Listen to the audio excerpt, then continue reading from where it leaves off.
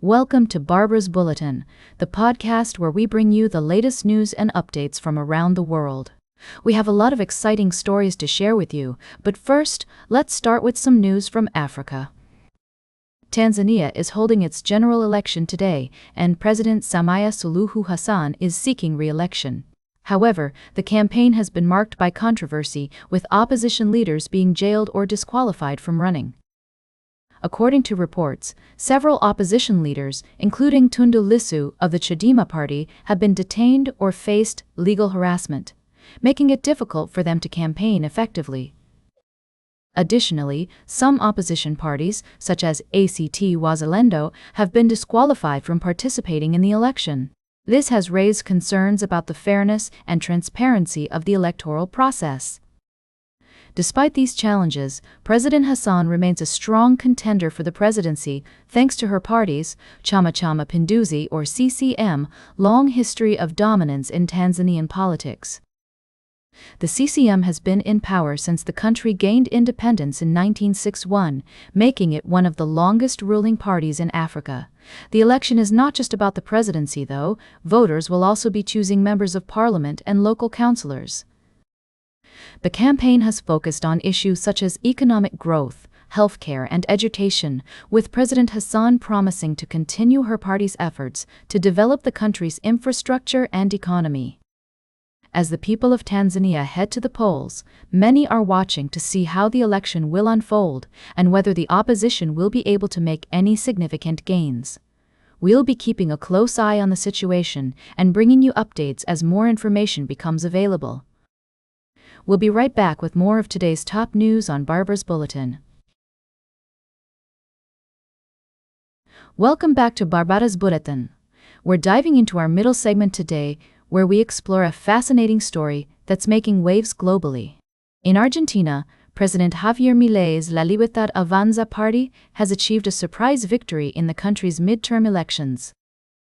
This win is being seen as a mandate for a free market revolution, with Milei's government aiming to reduce inflation, balance budgets, and implement major tariff reductions to move the country towards free trade.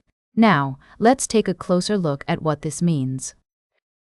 Milei's policies are often described as libertarian, and his approach to economics is centered around giving Argentines the freedom to trade with whoever they wish, allowing goods and services to enter the local market, and enabling people to buy better quality products at a better price. This is a significant shift from the protectionist policies that have been in place, and it will be interesting to see how it plays out. It's also worth noting that Milei has a mutually congratulatory relationship with former U.S. President Donald Trump, who has provided a $40 billion attempt to stabilize Argentina's peso. However, this relationship may also lead to a major scrum between the two leaders, particularly if Milei decides to engage in a new kind of trade war. As we consider the implications of these developments, it's essential to remember that nothing is guaranteed moving forward. The path ahead will be complex, with many challenges and potential contradictions.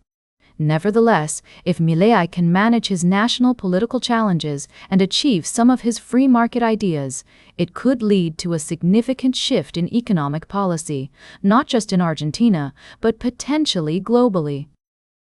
To put this into perspective, let's recall the words of former U.S. President Ronald Reagan, who was a strong advocate for free trade.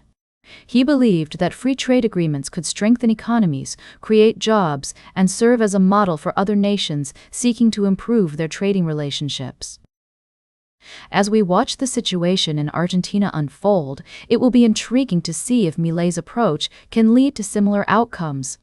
As we wrap up this segment, it's clear that the story of Argentina's economic shift is one to watch. With its potential implications for global trade and economic policy, it's a reminder that the world is interconnected and events in one country can have far-reaching consequences. Welcome back to Barbara's Bulletin. As we wrap up today's show, we're taking a closer look at the ongoing situation in Cameroon, where protests have erupted following the presidential election. The country's top court has declared 92-year-old Paul Biya, the world's oldest leader, as the winner of the October 12 election, with 53.66% of the vote. However, opposition leaders are contesting the results, citing irregularities and manipulation. Opposition candidate Issa Chihiroma Bakary claimed victory just days after the election and has called on his supporters to take to the streets. The protests have turned violent, with at least 4 people killed and hundreds arrested. International bodies, including the European Union and the United Nations, have condemned the use of force against protesters.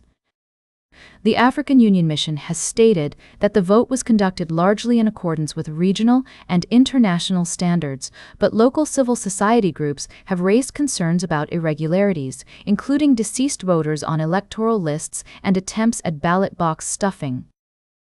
As the situation continues to unfold, it's clear that the people of Cameroon are demanding change and transparency. With a growing youth population and high levels of unemployment, the country is facing significant challenges. President Biya, who has been in power since 1982, is expected to be sworn in within the next 15 days. We'll continue to monitor the situation in Cameroon and bring you updates as more information becomes available. In the meantime, we urge all parties involved to prioritize peaceful dialogue and respect for human rights. That's all for today's Barbara's Bulletin. Remember to like, share, and subscribe, and until next time, stay engaged.